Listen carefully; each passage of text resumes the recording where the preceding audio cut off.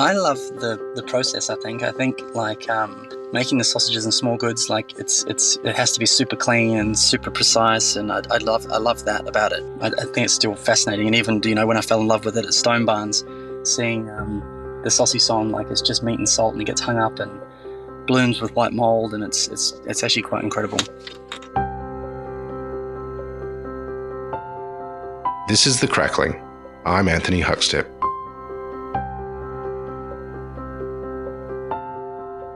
There have been many people that have taken skills and lessons learnt in one vocation and used them as the backbone of another, but few have done it quite like Luke Powell. The former head chef of Tetsuya's now has one of the most exciting small goods brands in the country with LP's quality meats. Luke, how you going? I'm good. How are you? Good. It's good to get you on the show, mate. You've done some amazing things with this small goods company, particularly in the last sort of year and a half. How are things going? It's good. We've sort of been a bit choppy and changey with the restaurant opening, restaurant closing, but the restaurant is firmly shut now, and we're just focusing on doing production out of the space. But it's good. It's a very we had to pick a lane, and this is it. So it's good. It's good clear path. You built an amazing career as a chef. Did you ever envisage, sort of while you were building that career, that you would end up as one of Australia's best small goods producers? No, and there's quite often days where we're in there just filling sausages, going, "Far out, this is what we're doing." But it's a bit surreal sometimes. But I do love it, and I guess there's a lot of parallels, I guess, with just food production as well as working in restaurants and as a producer. But it's I guess just like I find like the sort of similar thing is just the constant refinement through repetition is the mantra. But yeah. The evolution of LPs is quite fascinating. Back in the day, it opened as the restaurant, and as you know, I've eaten there many times. And you've transformed it and built it into a facility now. When did you make that change, sort of mentally, to go from restaurant to really pushing into the small goods? So we were always producing all these products for ourselves as a restaurant, and then a few other people started coming out asking us for products, and so we started doing it, and it started getting obviously more and more sort of growth, and then we were thinking potentially we should build a small good processing area in the restaurant so we could do it properly, get a bit more better equipment, and that was right before COVID, and so all the plans were set, and we were going to close and start the build, and then COVID happened, and luckily our business just kept going through the pandemic. And then when we reopened again, there was no wholesale small goods; all the restaurants were shut. So we decided to open up in some sort of way, and started doing obviously takeaway boxes and any which thing we could do to stay open. And then, once sort of things started opening back up again, we continued on with the small goods, and then decided to open the restaurant again. And now you've sort of got a purpose-built facility in the space that was the restaurant. What was it like building that, and tell us a bit about it?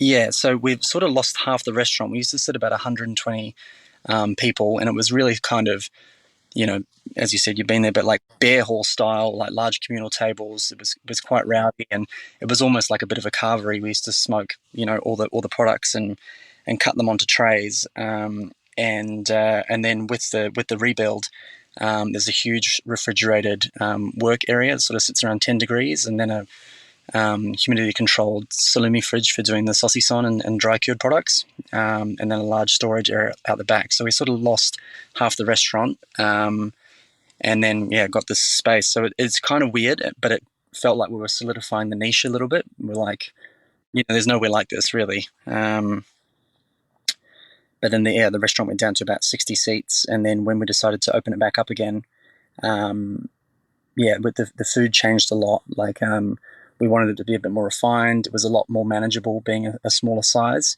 And then of course Izzy came on, Isabel Little. She joined us as the head chef, and took it in another direction again.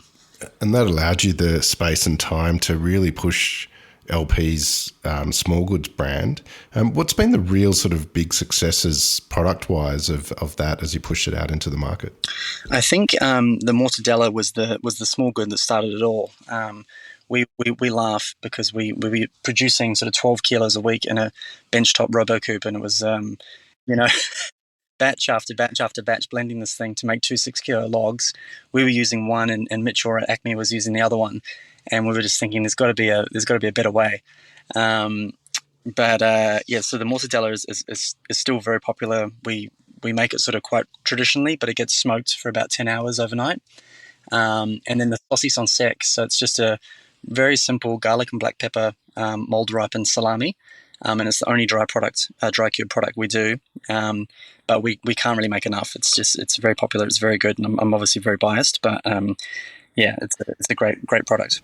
Well, Australians grew up with Devon sandwiches. Well, certainly I did when I was young, and which was kind of like a poor man's mortadella in a way. But you really put mortadella back in focus in Australia. I mean, it's your product's in restaurants all over the country. And tell us about making it. What does it take to make yours?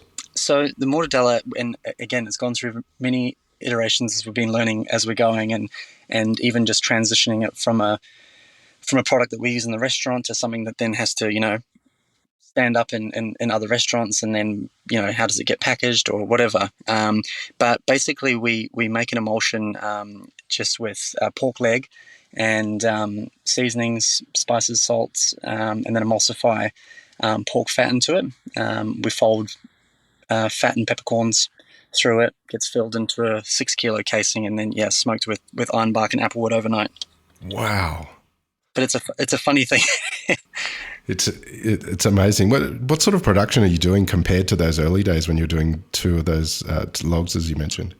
2 logs, yeah. So I think they probably do around maybe 30 mortadella, 30 or 40 mortadella a week. Yeah. That's extraordinary. I want to explore more about LPs and the role that pork plays with everything that you do as well, because it's so integral with so many of your products. But take us back to when you were young. What was food like for you growing up? So food, I grew up in New Zealand, and it was pretty standard, I imagine, like sort of meat and 3 veg kind of thing. And my mum was actually quite a good cook. She trained as a chef. She never actually got into his career. But when I was around 13, I'd started washing dishes. And I was super into it straight away. And so she was sort of saying that she always wanted to be a chef. And so she was a really good cook. And I was always helping her out, in the kitchen. Do you remember any sort of dishes that stood out from when you were young that she did? Not really. I was thinking when I'd spend time with my dad, he would always cook pork chops. And that was the thing that I'd always hang out for. And they weren't cooked in any which way, with crackling or anything like that. Like the skin was chewy as, but I loved it. Just get in there and grab the bone and, gnawing on this rind. But it was always a good time. You mentioned that your mum triggered your interest in food. Tell us about the beginnings of your career as a chef. How did you get your foot in the door, and what was it like? So it was, I remember it was school holidays, and I think mum was sort of sick of me loitering around the house and whatever. So they ended up calling a local restaurant to see if they had any jobs available. So I started washing dishes there. And first day, I was just absolutely hooked. I just loved it. I was absolutely terrible at my job. I'd walk out there after the brunch shift and the dishes would be piled up around my head.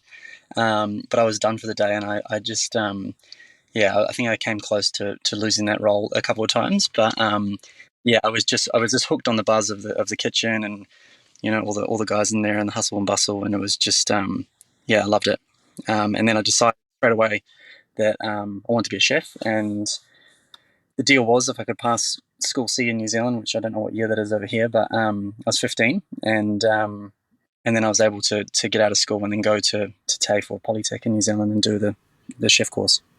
What were the venues and people that you worked with in New Zealand when you were starting your career that sort of helped you on your path? Yeah. So my first cooking job was with a French lady, Sandrine Ovois, and she was an absolute weapon. And looking back now, I didn't really appreciate how good it was at the time. And like she was braising lots of things and really slow cooking. And I don't know, it just couldn't even set the timer, and I'd burn almonds every day and stuff like that. But she was very patient. And then her partner, Kirk, he'd worked at a fine dining restaurant in Wellington called the White House, and the owner there, Paul Hother, I ended up working with him after working with Sandrine, and he really took me under his wing, and he had travelled a lot and had quite an extensive cookbook collection in his office, and he was actually the one that organised me to come to Sydney when I was 19 and do a stage at Rockpool. And his wife, sister, was Catherine Adams, who was the pastry chef there at the time. So it was a bit of a little foot in. And when I came over here, I was just absolutely mind blown, because in New Zealand, in Wellington, there was no real like solid Chinatown. There was some really good Asian grocery stores, but when I came over here and just saw what was happening at Rockpool, and I was staying in Haymarket, and it was just like, yeah, my mind was blown, and just I'd never had food like that before, and just knew I had to come back as soon as possible. Do you remember what it was like in the kitchen there at Rockpool? Do you have any stories of was it quite different to what you were used to? Oh, 100%, like super intimidating, huge brigade. Like I think the biggest brigade I'd ever was like 5 people, and yeah, that was just massive. And at that time it was in the original spot on George Street, and they had all the tanks downstairs, and prepping all the mud crabs every day, and just all the copper pots, and everyone just in super clean whites, and I was just, yeah, it was amazing. Well, what were some of the venues sort of when you started your career in Sydney that sort of helped you sort of start to build your career? So when I came back, I went back to New Zealand after the stage, and then, like I said, knew I had to come back. I came back and obsessed with sort of, were really interested in Asian food. So I got a job with Martin Bowitz at Longrain. And that was, again, just fascinating. Never seen Thai food before. And yeah, he was amazing to work with, and the food was crazy. And then afterwards, I went, and I'm going to rewind a little bit. In my boss's office in New Zealand, he always had the Tetsuya cookbook, and I always used to look through it, think how cool it was, and how amazing that restaurant would be. And I when I came to Sydney, I actually never bothered applying because I didn't think I'd get a job there. And when I was at Longrain, I was about to leave, and I saw that Martin Ben was working at the boathouse, and he was had left Tetsuya's, and I thought, oh, that'd be good to, work for someone who at least had worked for Tets. And so I went and met Martin, and then ended up working with him for 7 months at the boathouse. And then where he announced he was leaving and said he was going back to Tets, and would I like to come? So that was an amazing thing to happen, and that's what ended up happening. So I ended up going with Martin to Tetsuya's afterwards. Well, I want to explore what happened when you in the world of Tetsuya, because you spent quite a bit of time there. But you mentioned Marty Boats and also Martin Ben. Do you have any stories of things you learn or moments in the kitchen at Longrain with Marty? Oh, Longrain was very intimidating at first, because it was so busy, and like the food was so foreign. Like I had no idea about seasoning, and they put me on woks straight away, and like I'd never used a wok in my life, and just seasoning, using that ladle with the sugar and fish sauce, and it was yeah, I got in trouble a lot. I feel like I got told to hurry up a lot. but it was just very high energy, and even just like, I mean, that place, the way they used to prep food, just with their knife skills, that was overwhelming as well, because everyone used to sharpen their knives every day, and they were, cutting kaffir lime like hair, and it was, the skill level was very high, and I was a bit out of my depth when I first started there. Martin Ben is sort of not unlike yourself, sort of quite humble and a bit of an enigma, and likes to just go about their business. What's it like working with Martin? You worked with him at the Boathouse and at Tetsuya's as well. Do you have any stories of what that was like? I loved working with Martin.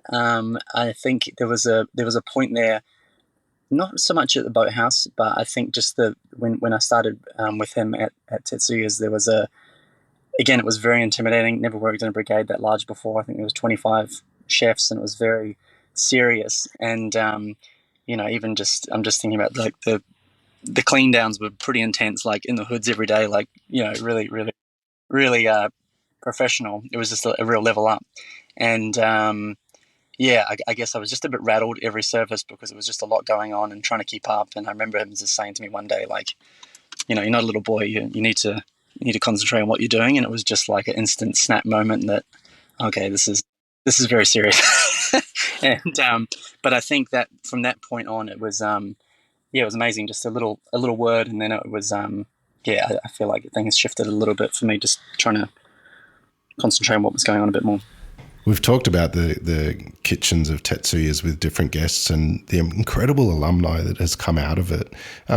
What was it like for you being part of that brigade and seeing so many of those chefs go on and, create new paths for Australian cuisine?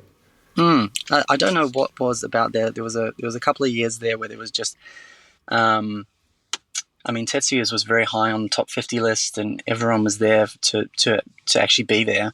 And I think the whole team, particularly with Martin there, was incredibly driven. And there was a real, I don't know, just a real energy and drive to make it as good as it could be. And I just don't think there was any time for slackers. Everyone was there for a purpose. It's amazing to hear you say that you were quite intimidated sort of starting at Tetsuya's and yet you worked your way up to become the head chef. Like, it's quite extraordinary. What was it like taking that role and being in that role and the obligations of it? Yeah, I think like at that stage it was.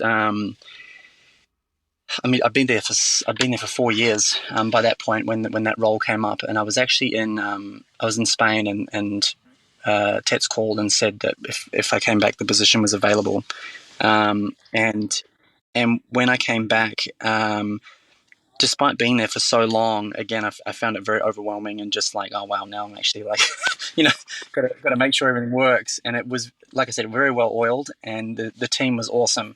But it's a lot of people. It's still 25 people, when making sure everything's done properly every day. There was moments there I was like, oh my god, how do I communicate with all these people? And that was a bit of a learning curve as well. Just having to work out some sort of management system to make sure everyone's doing the right thing. Tetsuya is a bit of an enigma as well. Tell us about the relationship you had with him and communicating his vision and through the food and to the staff as well. Do you have any stories of what that was like? Yeah, he's great. He's an amazing chef, and actually I was thinking about this recently because like there was really no recipes at Tets. Everything was sort of demonstrated by one of the head chefs or sous chefs, and you tasted it and you locked it in your brain and you wrote down what needed to happen, and that was how the recipes sort of went round. And in a way, you sort of open yourself up for huge inconsistency. Sorry, but Tets it's got some great lines, and when we're plating things up or he's doing something, he's always saying must taste, and like. Yeah, you do. I mean, that's it. That's how you sort of develop your palate and tune into what he's trying to put out, But he was, he was a great boss, and huge opportunities working with him. And he was traveling a lot at that point, so we got some great opportunities to go overseas. And we went cooking in Abu Dhabi and Hawaii a couple of times, and Miami once, and it was good hanging out with him. And obviously he loves food, so whenever you go out to eat with him, that's an experience in itself. Just he can eat. The refinement and precision of the food at Tetsuya's is such a world away from sort of what you ended up doing with LP's quality meats. Tell us about that transition and how and why that occurred to sort of move into the realm of smoked pork and all these sort of big meat dishes. Yeah. So when I was getting towards the end of my time as head chef at Tats, I was getting the sort of feeling that I wanted to open something and wasn't exactly sure what I wanted to do. And I thought I'd go for one last sort of overseas trip to New York, and organised to do a stage at Blue Hill at Stone Barns, and ate in loads of places in New York, and super inspiring. But then when I got to Stone Barns, it was, it's a lot of people claim to have, kitchen gardens and all this sort of stuff, but there's really nowhere like Blue Hill. And they have everything. They're growing all their chickens, turkeys, geese. There's pigs running around the forest, and they grow their own wheat. They make whiskey. They serve 4 different types of butters when you sit down from 4 individual cows. Like, it's just incredible. And so as soon as I got there, they teamed me up with this guy Jose, who was in charge of the sort of butchery department, and I'd really never done butchery before.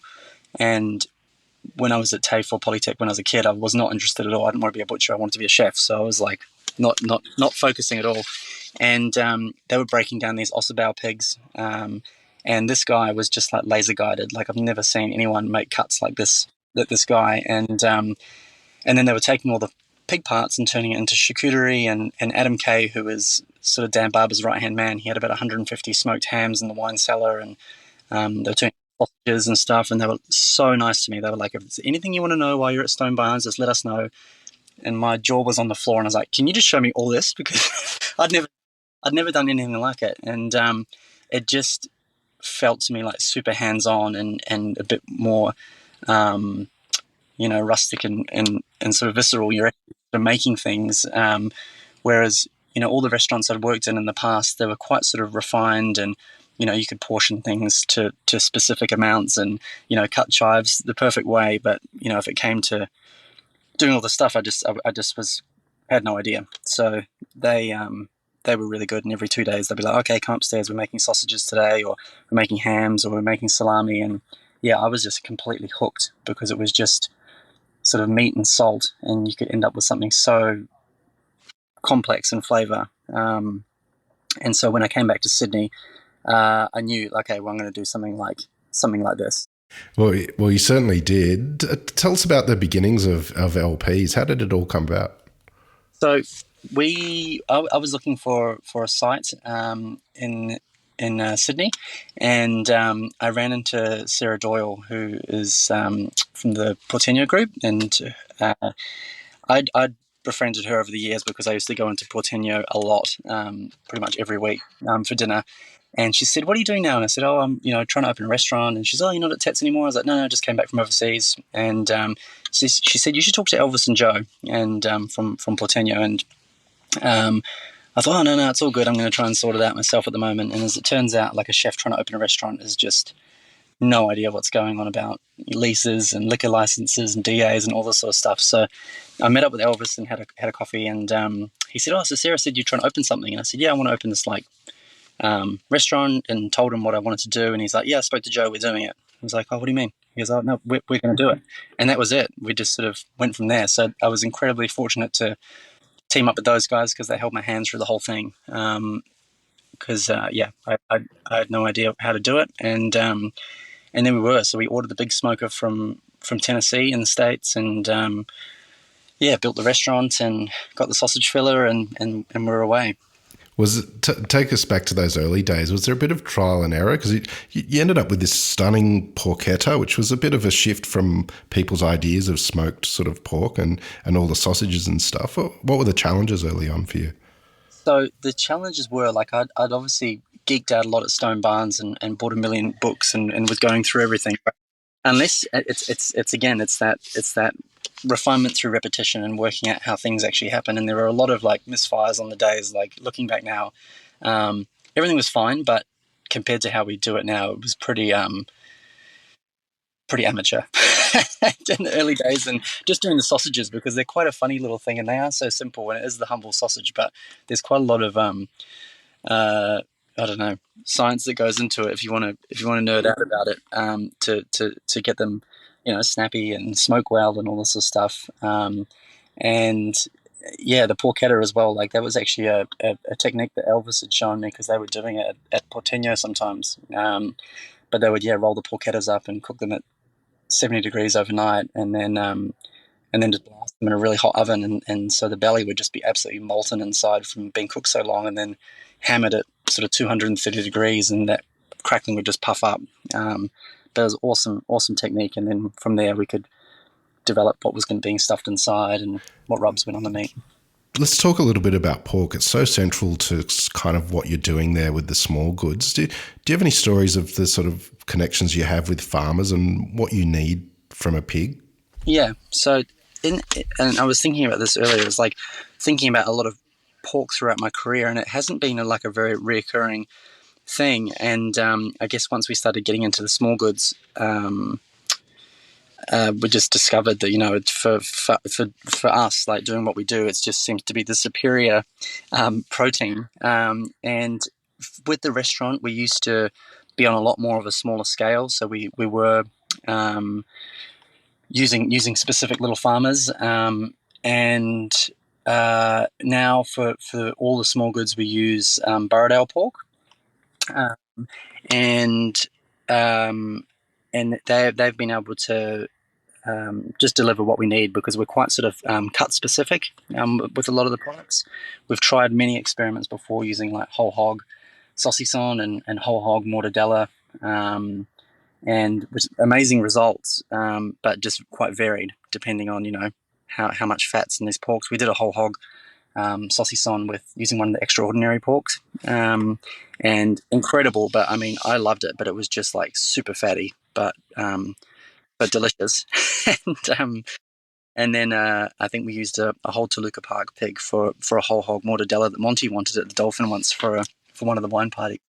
Um, and again, it works. It works, but just a little bit inconsistent if that's what you were going to be trying to put out as a product. So now, yeah, like I said, very cut specific with the cuts we use for all the products. And now, now we use Burradale pork for all the products. Tell us a little bit about that cut selection. Can you take us through the cuts and what works best with a couple of the small good examples? Yeah. So and this is something that's taken a lot of trial and error over the years. So we used to use shoulders for pretty much all the small goods because they sort of have a bit of a natural 70% lean meat, 30% fat ratio. And then which is great for sausages, but then just the way we mix them now, we tend to start off with more lean meat, and then as in the secondary mix, we add the fat in, and that's primarily just because when you mix meat with salt at around sort of 0 to 4 degrees, you get a thing happen called myosin extraction. And so if you've ever made meatballs at home and the meat gets really tacky and sticks to your fingers, and you can wave it around, that's a prime example of myosin, and that myosin helps emulsify the fattens so that that myosin can actually encapsulate the fat into the meat, so you get a really good bind and a really good emulsion. So now for all the things, like I said before, mortadella, we use leg because it's super lean. It doesn't have a lot of connective tissue like shoulders. Shoulders are the real working muscles on the pigs. And we start off using the leg meat and then mince it down, add the seasonings, and then in the secondary mix we add chopped up back fat, and then emulsify that for a further few minutes. That's amazing. Your sausages are well, they're sort of daylight compared to most sausages. They're pretty incredible. But they also have to be treated a bit differently as a home cook. Tell us a bit about how you make your sausages and also how to cook them at home. Yeah. So the sausages, we do use shoulder. We use shoulder meat that was really trimmed out, so there's hardly any fat on it. And we grind them up, add the seasonings, all the things like, and this is probably coming from a bit of a chef perspective, we any spices or anything we use, we toast and grind right before we add them to the mix, which seems like absolute common sense to us, but it actually isn't a very common practice. And same with the garlic. Any garlic that goes into the thing has always been freshly grated or ground before it goes in. Whereas, sometimes people just use garlic powder, and, garlic powder is delicious, but using it what we use it for, it needs to be more of a fresher vibe. And the sausages get filled and they get hung overnight just to dry out, just so the surface gets quite tacky, and that's called a pellicle. And that way the smoke can adhere to that really well, because if we just smoke them straight up, which we have done in the early days of LPs, the smoke doesn't really stick to them because they're still wet. And then after they get smoked, they get cooled, and that's it. So they are fully cooked. Heating them back up, though, they really benefit if they get poached first. So again, in the early days, when we're getting tagged in all these photos, and people were sort of burning them before they were hot inside because it's not raw. The heat transfers a bit slower, so you can cook them really gentle on the grill or in the oven, but they do seem to work really well if they get poached first and then given a little sizzle on the barbecue or in a pan.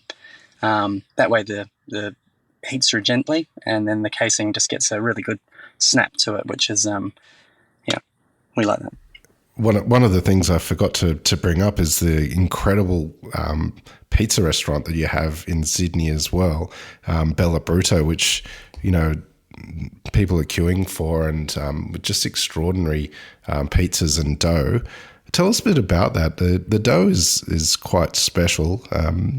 How did you come about to land on the right dough? So that was huge trial and error. Like my partner Tanya and I, when she was pregnant, were eating pizza like every second day, and we were talking about something that LPs could flow into that'd be really cool. And as we're sitting there munching on these pizzas, we're like, we should open a pizza place. And that way, LPs can make all the pepperoni, all the mortadella, all the salamis for it. And we found the spot, and we got in there and we got the oven installed, and we're actually doing pizza trials through the oven at Esther after services. Maddie was an absolute legend. After service, we'd whip over there with our trays of dough and put them through. But once we got to the Bella site and we were using that oven, it was really not behaving the way we wanted it to. And it started getting increasingly frustrating, and we're just scribbling down notes everywhere, and Tam was like, you need to stop because you've gone like full mad scientist. Do you know what you did with this dough? I was like, no.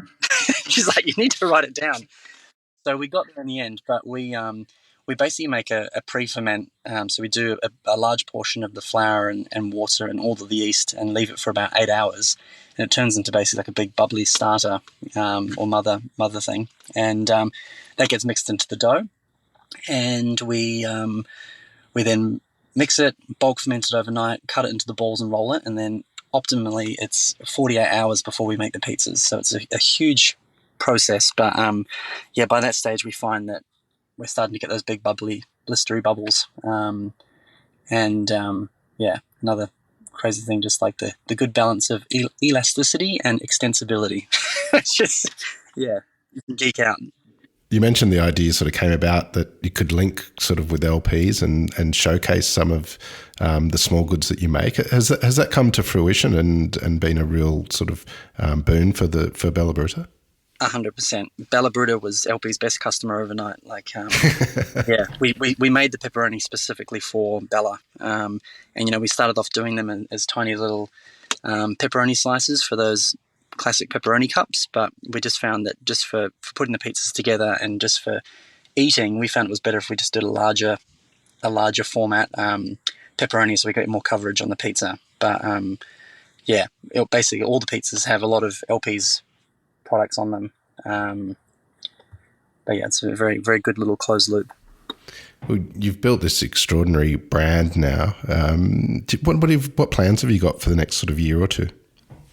I think with LPs, we just really want to focus on our systems and how we're doing things. We actually need to start thinking about future buildings where we're going to be, because we're still in the restaurant space and it works really well, but it probably doesn't make the hugest business sense being in a half-empty restaurant still producing out of there. But so I think that's probably the next thing on the cards, just working out where we're going to be and looking at somewhere it doesn't have to be pretty. It can be like lots of cool rooms and hose the thing out at the end of the day. That's kind of what we need.